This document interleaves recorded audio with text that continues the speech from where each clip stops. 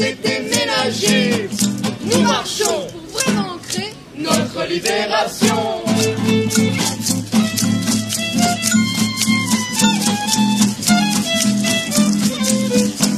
Madame.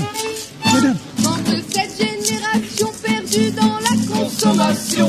Non, ce n'est pas une fin en soi, mais l'ère de l'évolution. Nous savons que vous rêvez un monde plus éclairé. Nous marchons pour incarner des valeurs plus sensées. Pédale ici pour ça.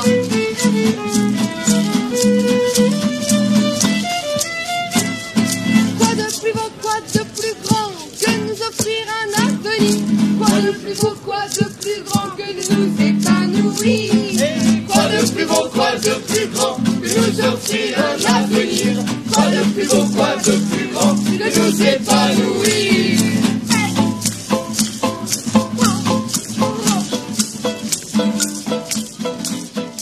Ce méga-centre commercial, c'est dans les projets un hypermarché de 12 000 m², 28 grandes surfaces, dont une de 7 150 m² à elle seule qui serait le printemps, 140 boutiques, 6 000 m² de restauration, et je vous passe les parkings, etc. etc. Enfin, vous voyez, un truc énorme.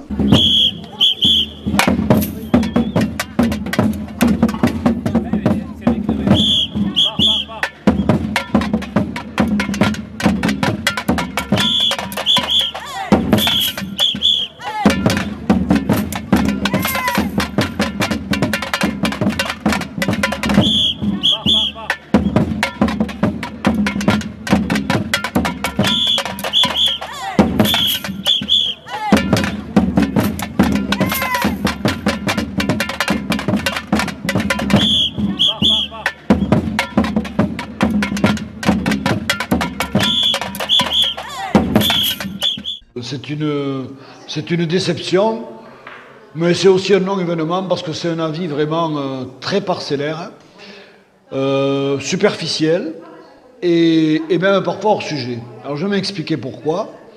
Bon, d'une part, il y a toute une série de contre-vérités sur la surface de ce méga centre commercial, sur la manière dont les voix pour et contre ont été comptabilisées.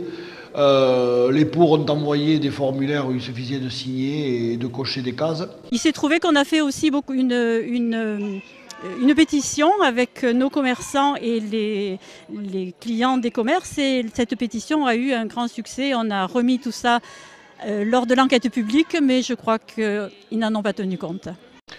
Mais sur le fond, ce qui est plus grave, c'est qu'ils ne tiennent pas compte des gens qui travaillent sérieusement dans l'agglomération toulousaine à un équilibre tant commercial que sur les routes que pour la circulation, c'est-à-dire l'avis du SMEAT, qui est le syndicat qui organise la cohérence territoriale de Toulouse. Or, ce syndicat a l'unanimité, moins les deux personnes de la Salvetat et de Plaisance, ont voté contre, ce qui est remarquable puisque gauche et droite se sont trouvés d'accord pour dire que ce projet démentiel allait déséquilibrer Toulouse, tant du point de vue commercial, où on est déjà largement au-dessus de la moyenne nationale, 10% environ, en nombre d'hypermarchés, et tant sur le plan aussi très grave de la circulation.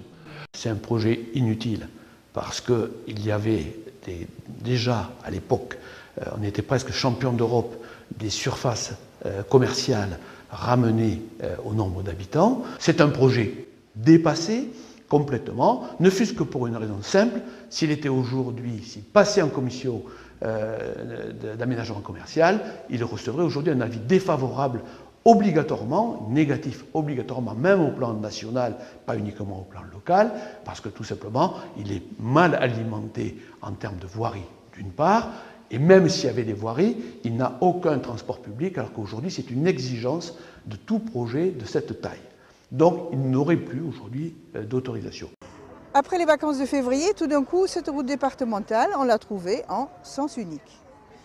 La raison donnée, un couloir plus facile pour une nouvelle ligne de bus 55 TCO qui doit servir, entre autres, les habitants de Plaisance et le plateau.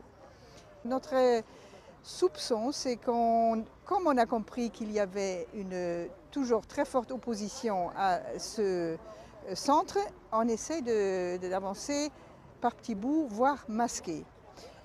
Et donc, en fait, notre manifestation aujourd'hui, elle a comme but de démasquer cette éventuelle procédure et de mettre les projecteurs sur la problématique des routes.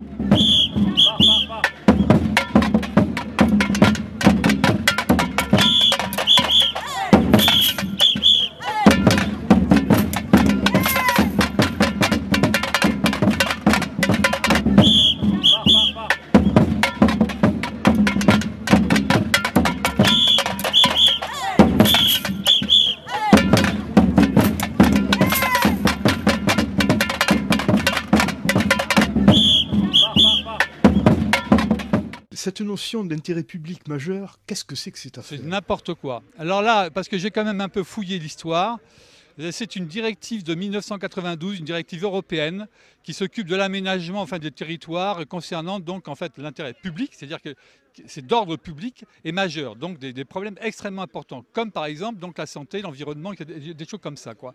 Donc le fait que le préfet s'appuie sur l'intérêt public majeur est un véritable scandale.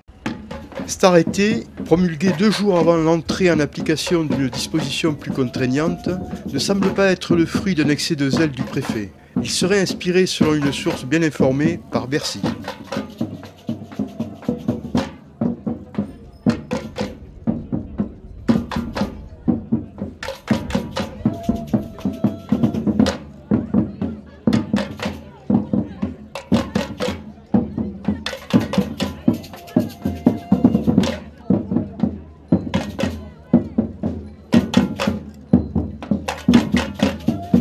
Justement dans ces moments-là qu'il faut réagir, et c'est tout ce qu'ils essayent de faire, et c'est pour ça qu'ils l'ont fait. C'est justement pour faire croire aux gens que ça sert à rien de se battre et qu'on peut rien changer.